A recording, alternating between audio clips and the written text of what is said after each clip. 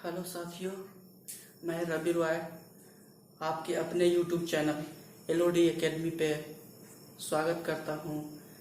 जैसा कि आप लोग को पता है कि ये कॉन्स्टिट्यूशन का सीरीज चल रहा है, जिसपे एक फर्स्ट वीडियो मैंने अपलोड किया था, उसको बहुत सारा प्यार मिला और आशा करता हूँ कि नेक्स्ट वीडियो को भी इतना ही प्यार देंगे जितना कि फर्स्ट वीडियो को मिला था।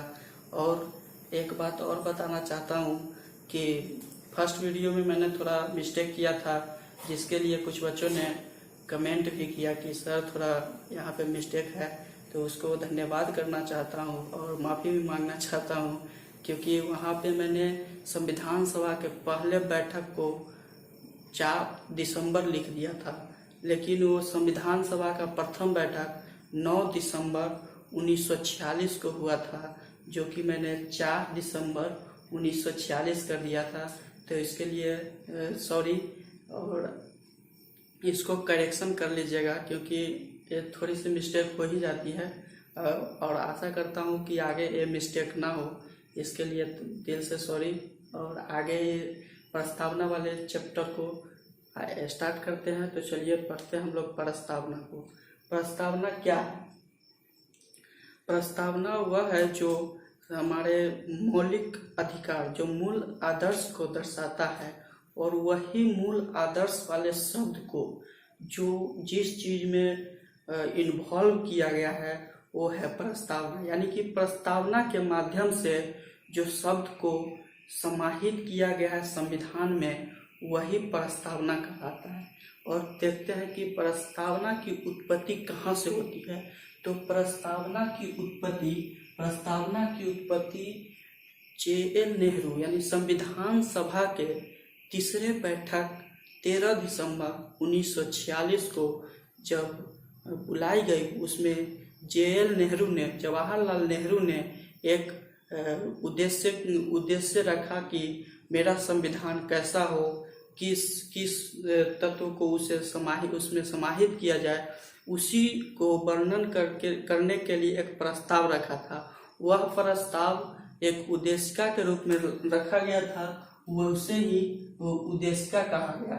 और ये जब उद्देशिका को एक कॉन्स्टिट्यूशन में लागू कर दिया गया, यानी कि 22 जनवरी 1947 को जब लागू कर दिया गया, तो उसे प्रस्तावना कहा गया, क्योंकि उस दिन पूरा लागू कर दिया गया था कि अब पारित हो गया है। यहाँ से हमारे कॉन्स्टिट्यूशन का कार्यक्रम और तेजी से बढ़ा जाए, इसलिए ठीक यहाँ पे समझ गए होंगे। फिर आगे आते हैं। आगे दो बातें आती है, जैसे एक अमेरिका और एक ऑस्ट्रेलिया। अमेरिका से क्या लिया गया है और ऑस्ट्रेलिया के बारे में समझेंगे कि ये दोनों क्या है।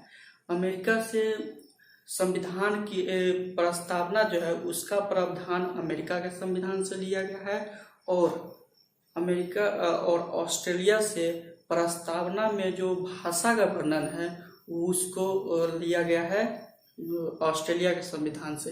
तो यहाँ पे क्लियर हो गया होगा कि अमेरिका और ऑस्ट्रेलिया जो कि कैसे कहाँ से लिया गया। अमेरिका से लिया गया है, प्रावधान लिया गया है प्रस्तावना का, और ऑस्ट्रेलिया के संविधान से उसके भाषा लिया गया है।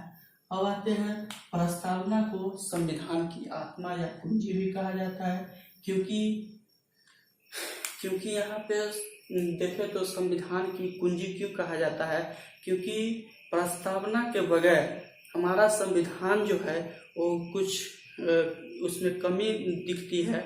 इसलिए इसे पूरा करने के लिए एक कुंजी के रूप में, एक कुंजी या आत्मा के रूप में इसे प्रस्तावना को संविधान में निरूपित किया गया, इसलिए उसको प्रस्तावना को कुंजी या आत्मा कहा जाता है।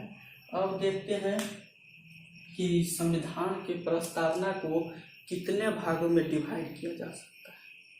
तो संविधान के प्रस्तावना को हम लोग जनरली तीन भागों में डिवाइड करके पढ़ेंगे। जैसे संविधान प्रस्तावना का स्रोत क्या है, स्वरूप क्या है और उद्देश्य क्या है। तो चलिए पढ़ते हैं।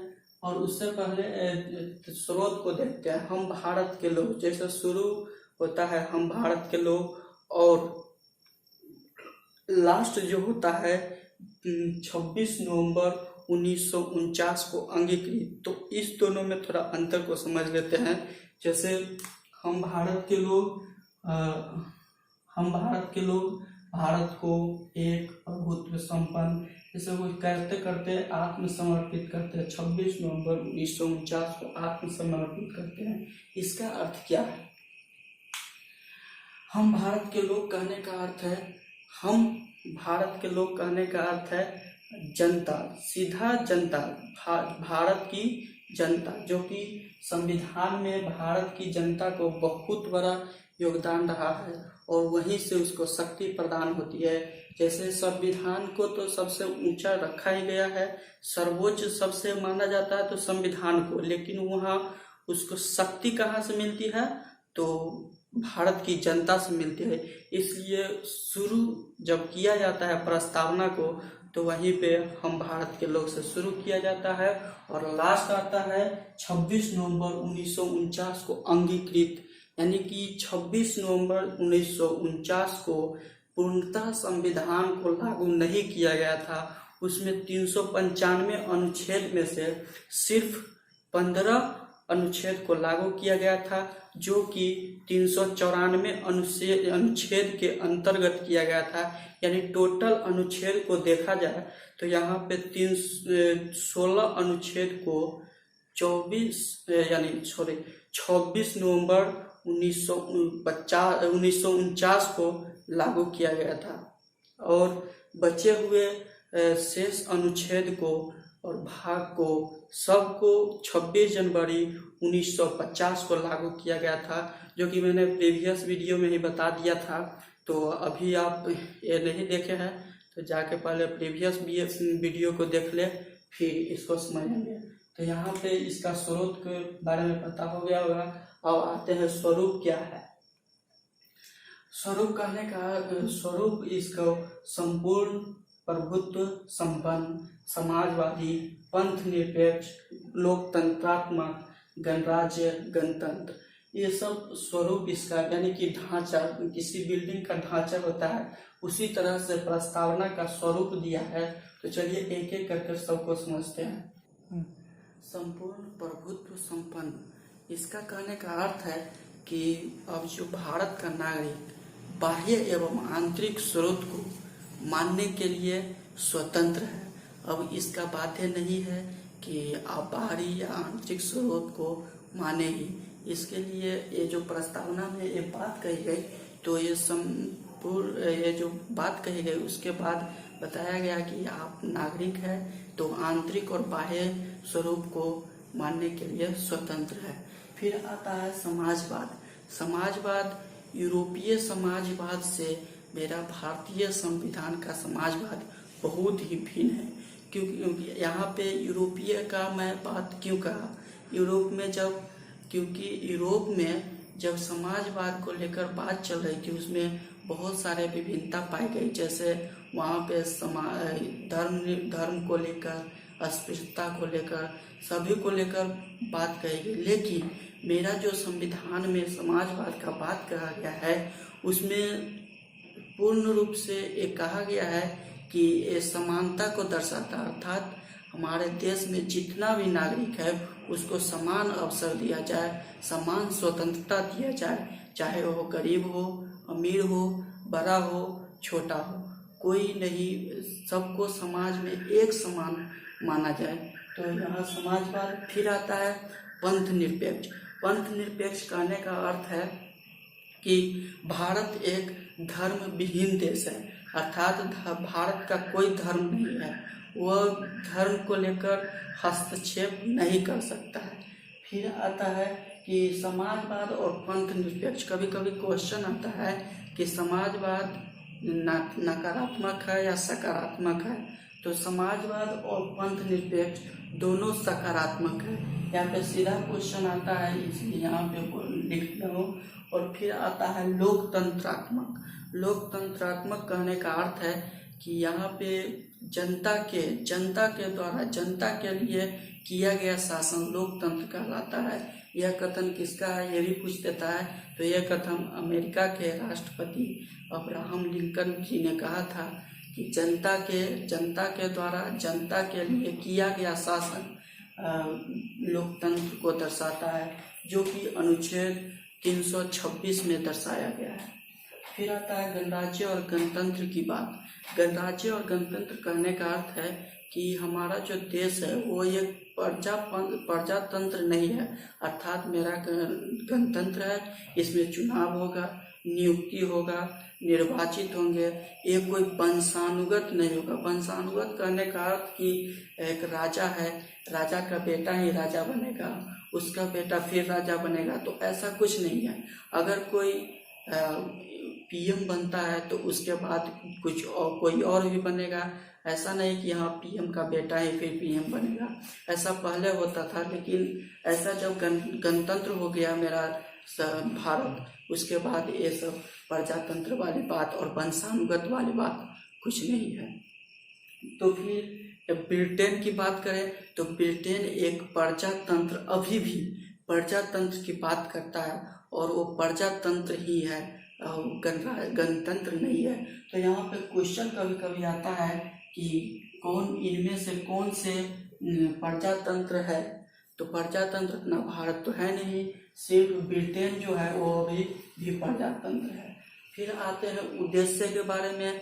तो उद्देश्य इसका देखते हैं, न्याय, स्वतंत्रता, समानता, व्यक्ति की गरिमा, राष्ट्र की अखंडता, बंधुता। सबसे पहले न्याय को देखते हैं। तो हमारे संविधान में बहुत सारे न्याय दिए गए, जैसे सामाजिक हो, आर्थिक हो, राजनीतिक हो। सामाजिक स्तर जो कि यहाँ पे समाज के स्तर समानता को दिखाता है।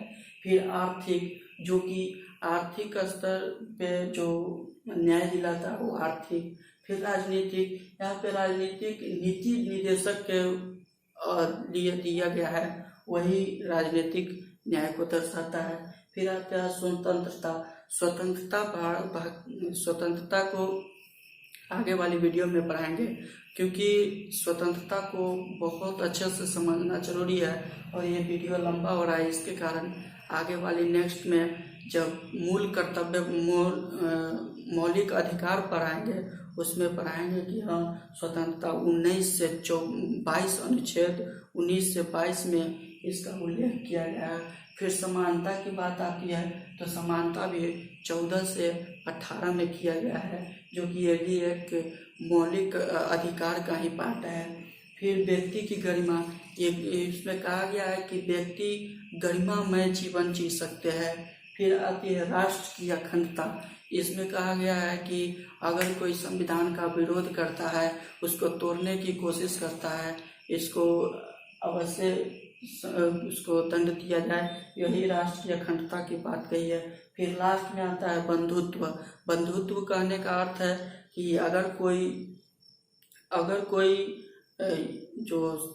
कोई शासन कर रहा है, उसमें जब तक किसी का सपोर्ट नहीं होगा तब तक वो कोई बड़ा लक्ष्य हासिल नहीं कर सकता। इसलिए बंधुत्व की बात कही गई है कि सबको मिलाकर चलने के लिए, और सबको जब मिला के चलेंगे तो एक विशाल सा समूह बनेगा, और विशाल सा समूह बनेगा तो उसमें हमारे भारत का निर्माण और विकास होगा। जैसे कि यहाँ पे मैंने बताया था कि जनता से ही शक्ति मिलती है, तो अगर बंधुत्व नहीं रहेगा तो जनता से शक्ति नहीं मिलेगी, और बंधुत्व का होना, भाईचारा का होना बहुत ही अत्यंत जरूरी है। इसलिए यहाँ पे बंधुत्व की बात कही गई है उद्देश्य में। फिर आते हैं यहाँ पे, समझे होंगे कि प्रस्तावना के कितने स्वरूप है, 3 स्वरूप को और उद्देश्य को समझें। फिर आते हैं, इसमें कुछ वाद विवाद हुए कि यह संविधान प्रस्तावना संविधान का अंग नहीं है या अंग है, तो उस सब को देखते हैं, फिर आगे बढ़ेंगे। पर सबसे पहले आता है यूनियन ऑफ इंडियन बनाम मदन गोपाल। जो वाद विवाद आया था वो 1957 में आया था, और इसमें कहा गया था कि प्रस्तावना जो है वो संविधान का अंग नहीं है, तो इसको लेकर थोड़ा वाद विवाद चला। फिर दूसरा अधिनियम आता है पेरूबारी यूनियन वाद बेरुबारी यूनियन वाद विवाद 1960, यानी 3 साल बाद 1960 में जब पहुंचते हैं, वहाँ पे ये मुद्दा सुप्रीम कोर्ट में पहुंचता है और सुप्रीम कोर्ट ने इसे मानने से इनकार कर दिया और सुप्रीम कोर्ट ने निर्णय दिया कि संविधान का अंग प्रस्तावना नहीं है। फिर इससे भी कितने बहुत सारे आदमी सहमत नहीं होते हुए फिर आगे वाले एक केशवानंद भारती बनाम केरल बाद जो विवाद आया वो आया था 1973, यानी कि 13 साल बाद फिर एक मुद्दा उठा और इसमें जब सुप्रीम कोर्ट में ये मुद्दा गया तो ये में सुप्रीम कोर्ट बोले कि ये स्वीकार कर लिया कि संविधान का अंग प्रस्तावना है और प्रस्तावना को अगर प्रस्तावना में अगर कोई अलग से कोई शब्द को जोड़ना है तो उसमें शक्ति किसको दिया गया, संसद को दिया गया। और उसमें सुप्रीम कोर्ट ने बोले कि इसमें कोई प्रस्तावना में कोई भी हस्तक्षेप यानी कि बदलाव नहीं किया जाएगा, छेड़छाड़ नहीं किया जाएगा, बदलाव नहीं किया जाएगा।